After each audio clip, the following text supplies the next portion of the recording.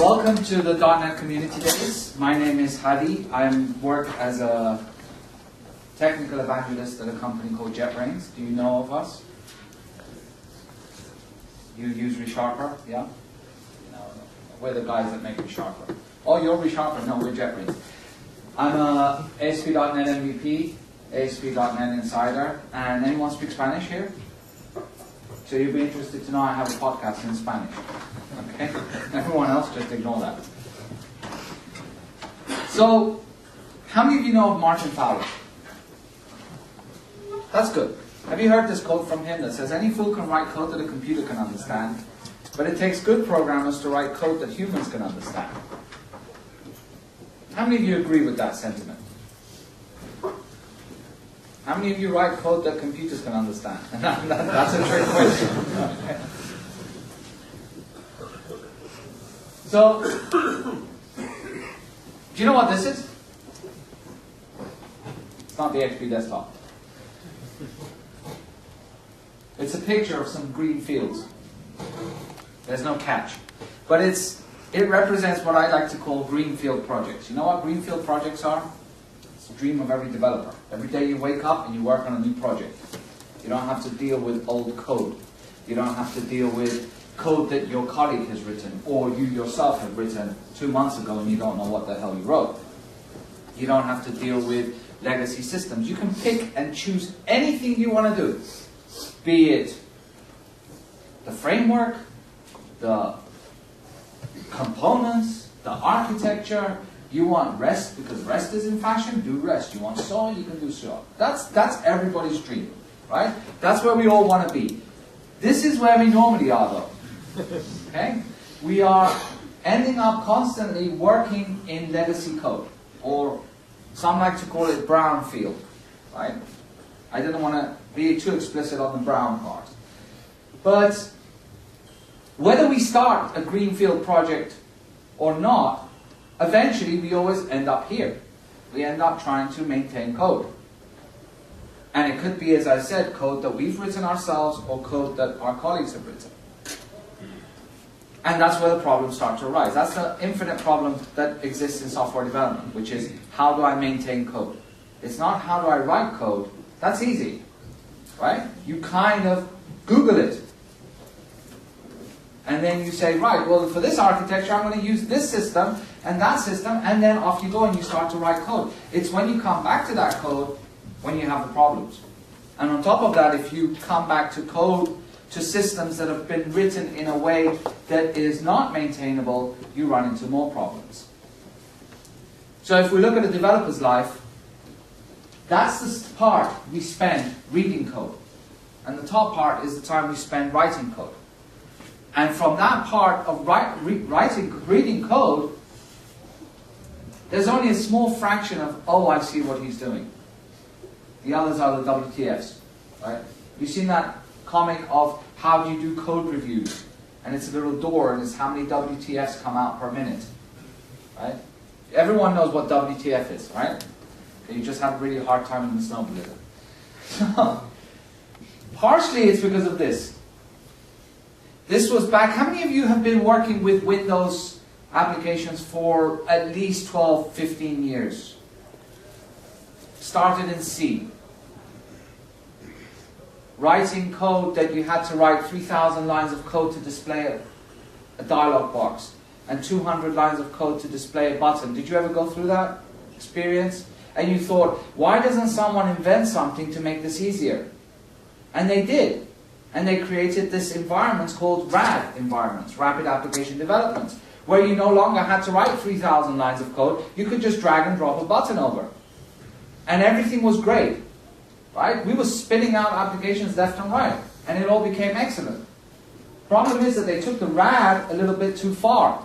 And they went from button to other things that you could drag and drop, like data sets and dynamic sources and bindings and data source bindings, etc., etc., etc. And then we ended up with havoc because we started to integrate our data source with business logic. Of course, they solved that problem, didn't they? They introduced the concept of partial classes. And I'm being sarcastic there. Okay. And they said, this is fine. And then you go to the presentations. Normally, Microsoft, there was presentations by Borland as well, but Borland committed suicide and then it resuscitated and threw itself off the bridge. So, and they would show you these applications and they would say, look, you can do all this without writing a single line of code. Well, you would have to write one line of code, but not in VNext. And then you would say, what about this situation over here? Yeah, well, that kind of is the edge case. Edge case being 90% of line of business applications, right? There you have to use a partial class, or you can hook this up, or you can hook that up. And of course, still today, they say to you, this is good for small applications.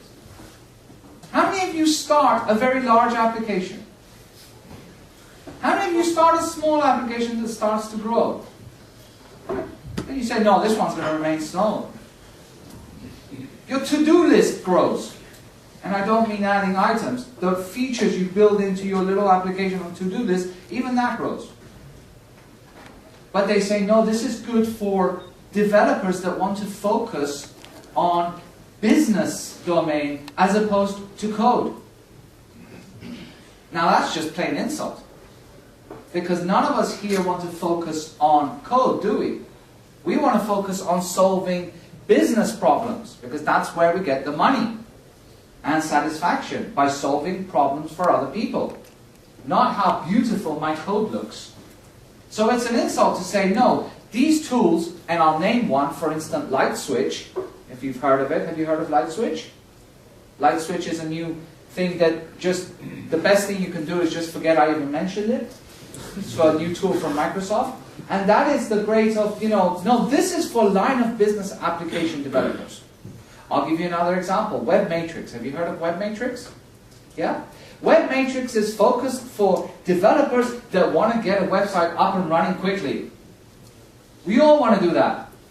Right? Can you do unit testing on Webmatrix? No. It's not for big applications. It's to build something small, and then once you know you want to grow, throw that out. How many of you thrown out code?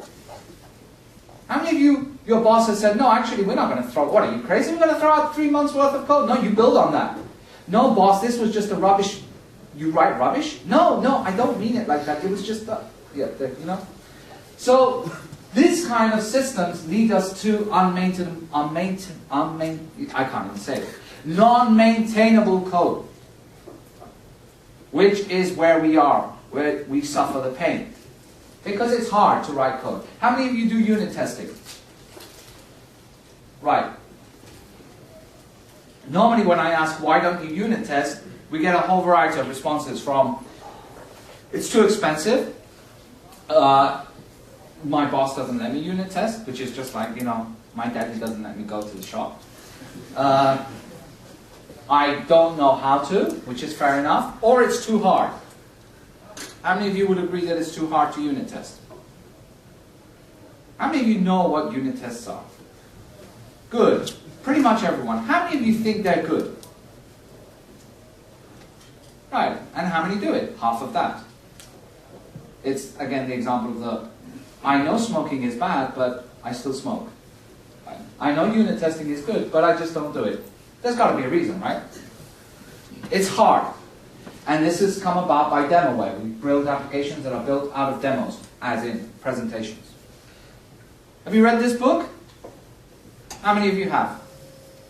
Right. So I'm doing this presentation at some other conference, and I'm sitting down, and I'm capturing this slide, and I'm putting it in. And a friend of mine is sitting next to me, and he says, I asked him, I said, what do you think of that book? He says, I haven't read it. I said, okay. I said, it's recommended. It's quite a good book. What's it for? Design patterns. Why do I need that?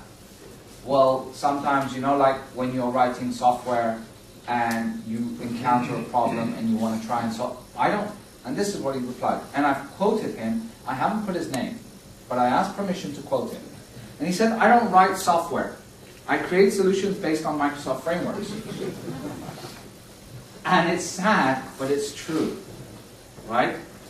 And I'm not even going to bring up that demon that we all know and hate, which is called SharePoint. I don't write software. I create solutions based on Microsoft frameworks. I take different components and I plug them together and I've got a solution. Right? And it's all nice and drag and drop. And it's true, and that's what the majority of people are doing. Not in Scandinavian countries, mind you. Scandinavia has actually moved past. I always ask the question of how many of you unit test, and normally Sweden, Oslo, Norway, Finland, I get about 90% of the crowd saying I unit test. Right? I'm from Spain. We're the S in pigs. And when I ask that question there, I get about 2 people that raise their hand. Right? Out of 100. And it's not a unit test, it's like they were the only ones with courage to ask what a unit test is. How many of you know codinghorror.com? Jeff Atwood, great guy, the one that wrote the Stack Overflow with Joe Spolsky, right? So he's got a really, really popular blog. He's the one that says, I don't have to write software, I write about software. And he wrote this blog post because of this thing that was coming around a couple of years ago, which was called Solid Principles. And he said that these principles really, you don't need to know. Take the Gang of Four book and throw it at a bad programmer, and all you're going to get is a bad programmer with a headache. Right? And I was looking through the comments, and of course, you know, I'm burning inside, but I'm like, God, this has got to be bad. You know, he's going to get flamed for this. Right? This was the vast majority of the comments. It was in line with this. This guy says, I tell you one thing, the Gang of Four book is probably one of the most disappointing reads of all time. Completely useless to me. Strange that I can have a successful programming career without understanding that book. I have no idea why he hates Scott Ambler, but he said he blows. So, it's true. I've had a successful career without reading that book. You guys have probably had a successful career without reading that book. We all have. It's how we define success as well. If success is, I write software, I deliver, I get paid, yes. If I suffer when I write software because it's hard to maintain, and I get stomach ulcers, and I shake when I deploy a new version to a customer, then it's like, well, yes, I've been successful, but it would be great if I could enjoy it a little bit more. Right? It would be great if it weren't so hard or so nerve-wracking every time I deploy a new version. So that was one comment. Another comment was all that, and I like the line at the bottom that says, anyway, thanks for representing what I think is a majority of programmers. These object-oriented and TDD zealots are the loud minority and are too full of themselves. Fine. We are. We're too full of ourselves. But this isn't about being too full of yourself. This is about going back to the roots of what defines software. It's about going back to the roots of what defines software engineering, about what programming is about what object orientation is about, and following a series of guidelines and principles that help us write better software. It's not about some kind of ideology or being too strict or saying that if you don't follow certain guidelines you are a bad programmer or you have an unsuccessful career. It's just about going back to our roots, about revisiting some of the lessons that we forgot during our new ventures with the tools. You don't need to know design principles to write software. You don't have to know them to have a successful career. And you can write line of business applications without a single line of code. Okay? You can. It's called drag and drop. It's called dynamic data services. It's called ASP.NET Web Forms. Well, there you have to write some code.